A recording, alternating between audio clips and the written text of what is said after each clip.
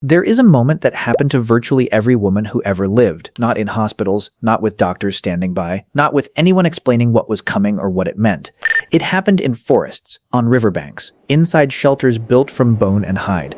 In villages with no written language and no cultural script for what a girl was supposed to feel when her body changed without warning. She looked down, and everything she understood about herself shifted in an instant. No preparation, no explanation, no one beside her with answers, just her body, doing something she had never seen before, in a world that had never bothered to tell her it was coming. And here is the part that should genuinely stop you.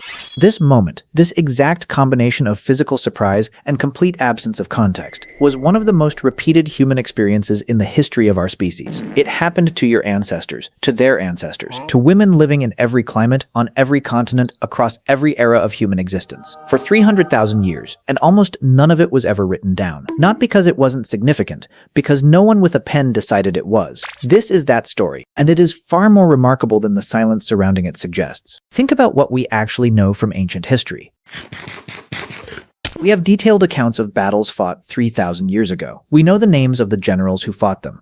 We can reconstruct what Roman soldiers ate for breakfast, what Mesopotamian merchants traded across desert routes, what mathematical principles Egyptian engineers used to build structures still standing today. We know what ancient men built, what they hunted, what they conquered, what they believed.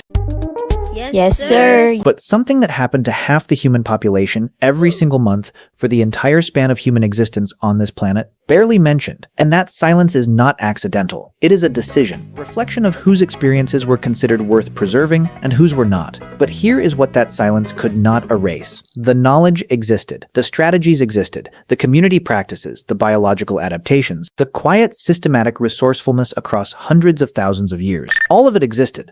And when you piece it back together from what did survive the anthropological fieldwork, the fragments of ancient medical texts, the traditional practices observed before they disappeared, what emerges is not a story of limitation. It is a story of extraordinary, largely invisible human resilience. Stay with me because what this evidence actually reveals is far more interesting than the silence that tried to bury it. Before the cultural practices, before the historical records, before any discussion of resourcefulness or survival, you need to understand the biology. Because the biology is where everything else begins. Puberty is not simply the body aging. From an evolutionary standpoint, puberty is the body completing a calculation. Think of it like a resource check. Your body is constantly running a quiet background assessment. Do I have enough stored energy, enough physical stability, enough nutritional reserve to sustain a pregnancy if reproduction occurs? And crucially, it will not proceed until the answer is yes. In the 1970s, a researcher named Rose Frisch proposed what became known as the critical fat hypothesis. Her argument was straightforward. A girl's body requires a minimum threshold of stored body fat, approximately 17% before menstruation can begin.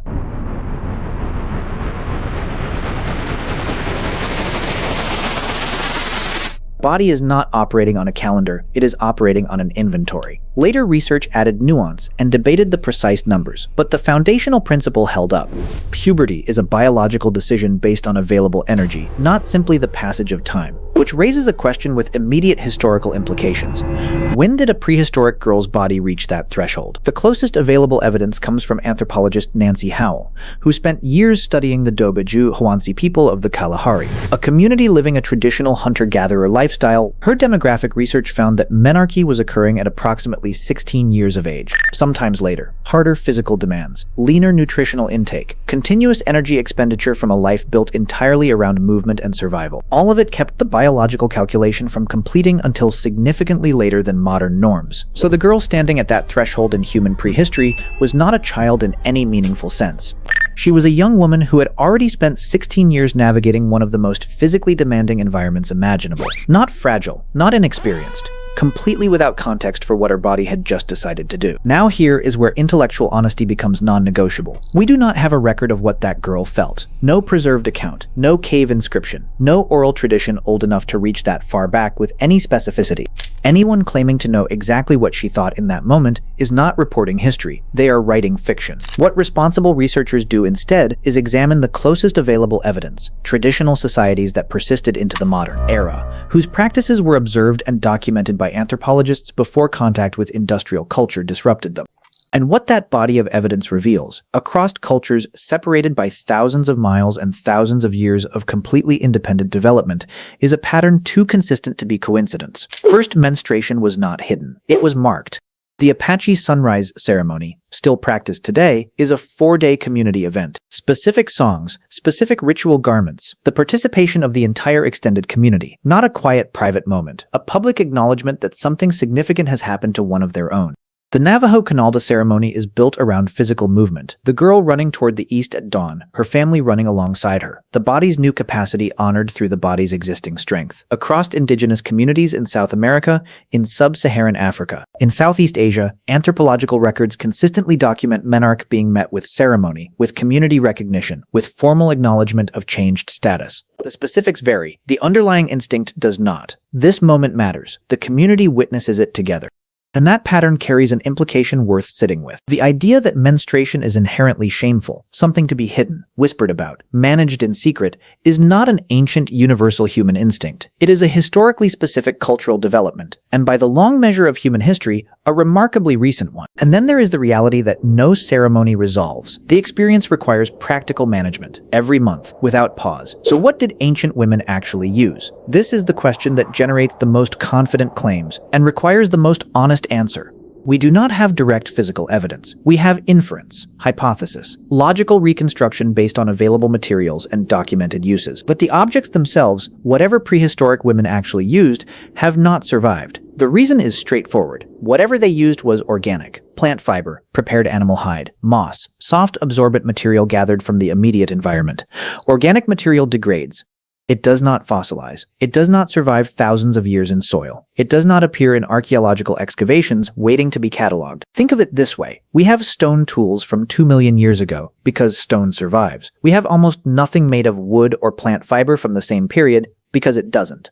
The silence in the physical record reflects the material properties of what ancient people used, not the absence of solutions. What researchers can say with confidence is this: sphagnum moss is genuinely and significantly absorbent. It was used across multiple ancient cultures for wound care and hygiene. Its application as a menstrual material is a logical inference, though not a proven one. Soft, prepared hides were central to daily life in most prehistoric cultures. Their use for menstrual management requires no particular leap of reasoning.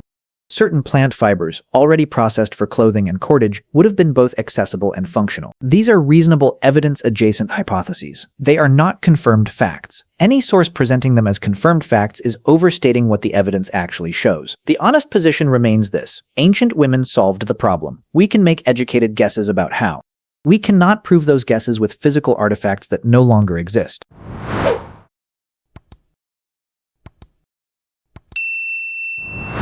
There is one specific practice that appears across ancient and traditional cultures with enough frequency that anthropologists have had to take it seriously as a genuine behavioral pattern. La Hefetinkoration P. Menstrual seclusion. The temporary separation of a menstruating woman, particularly during her first period, from the main community space. The modern instinct is to read this as oppression, as ancient cultures treating menstruation as dangerous or contaminating, as punishment for being female. The anthropological reality is considerably more complex, and considerably more interesting. Alma Gottlieb is an anthropologist who spent years living among the Beng people of Côte d'Ivoire in West Africa. Her research documented a community in which menstrual blood was understood not as something dirty, but as something potent, spiritually significant, connected to fertility and life in ways that demanded careful, respectful handling. The seclusion was not exile. It was protocol for handling something the community considered powerful. And across multiple traditional cultures, the seclusion space functioned as something modern observers rarely anticipated: a dedicated space for knowledge transfer. Older women with younger women, away from the continuous demands of daily community life. In a context structured specifically for transmitting what a young woman needed to know about her body, about reproduction, about relationships, about her changed role going forward. Consider what this meant in practical terms. In a world with no written language, no books, no recorded guides, no searchable information, the only way knowledge survived was through direct human transmission, person to person, generation to generation. The seclusion space was where that transmission happened. Concentrated, uninterrupted, deliberate. Viewed through this lens, the seclusion was not punishment for menstruating. In many cultures, it was the most significant educational investment a community made in a young woman's development. The most intensive learning she would receive about her own body and her place in the community, delivered in the one space specifically created for that purpose. Here is something worth sitting with before we move forward. The practices existed. The knowledge existed. The community systems for transmitting that knowledge across generations existed across cultures, across millennia, across every environment humans inhabited. And almost none of it was considered worth preserving by the people who controlled what got written down. That exclusion was not a neutral historical accident. It reflects a specific set of decisions about whose experience counted as history, whose biological reality was considered a legitimate subject of serious documentation, whose survival strategies were deemed significant enough to record for future generations. Writing itself in most ancient civilizations was a controlled technology. Access to it was restricted.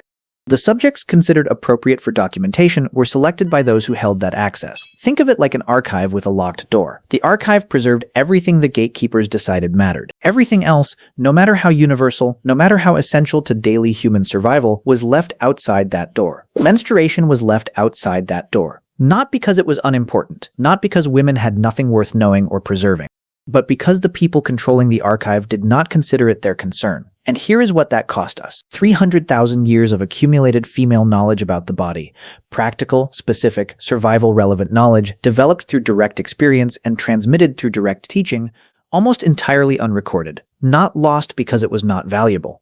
Lost because the systems designed to preserve human knowledge were not designed with half the human population in mind. That is not a minor footnote in intellectual history. It is one of the most significant structural gaps in everything we think we know about how humans actually lived. And then, writing happened. And even within the narrow space that women's health occupied in the ancient written record, what survived tells a story of medical knowledge that goes back further and runs deeper than most people ever learn.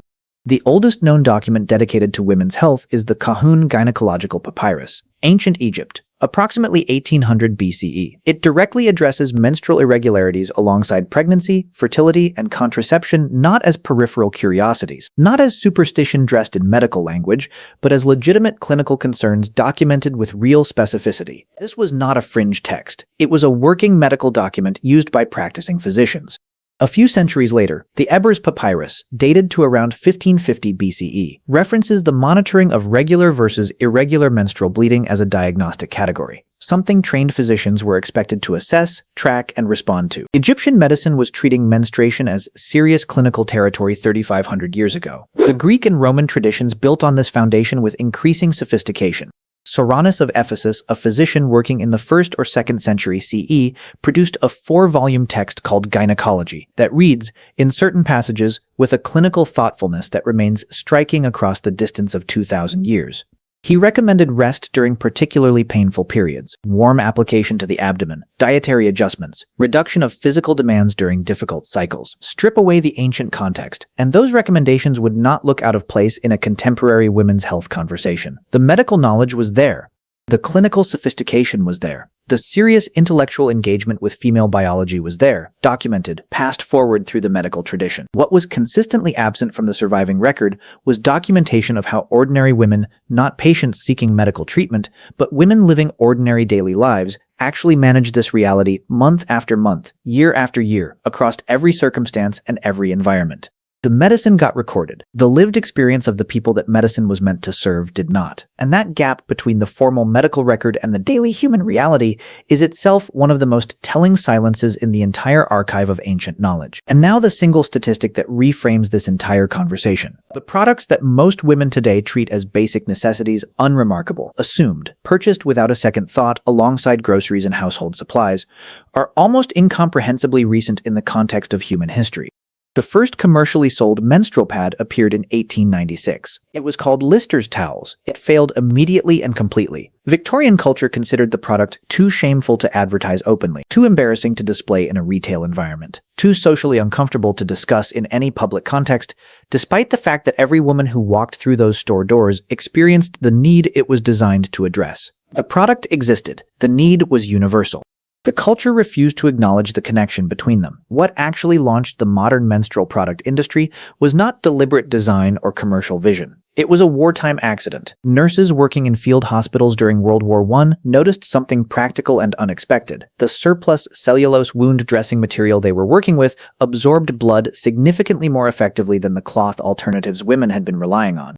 That observation, made in the context of battlefield medicine, not women's health, became the accidental foundation of the modern sanitary pad industry. The modern tampon with an applicator was not patented until 1931 by a physician named Earl Haas, who developed it as a clinical product rather than a consumer one. It did not reach store shelves as Tampax until the mid-1930s. Now sit with what that timeline actually means against the full span of human history. 300,000 years of anatomically modern human women. Products that most modern women consider fundamental to managing their monthly biology, less than 100 years old. For 299,900 years, women solved this problem themselves, every month, using whatever the environment and their community's accumulated knowledge provided. With no commercial infrastructure, no dedicated product design, no public conversation about the need, and almost complete cultural silence about the experience itself, the ingenuity required to sustain that solution across every climate, every culture, every generation, without any of the resources modern women take for granted, is one of the most under-acknowledged engineering feats in human history. For 300,000 years, women carried knowledge that history barely bothered to record, passed from woman to woman, generation to generation. This wasn't just survival. It was human knowledge in motion. The stories may have been forgotten, but the knowledge survived. And maybe that's why the most important chapters of history are sometimes the ones nobody thought were worth writing down. If this changed the way you see the past, share it with someone who needs to know this story. And if you want to uncover more hidden chapters of human history, the next story is already waiting.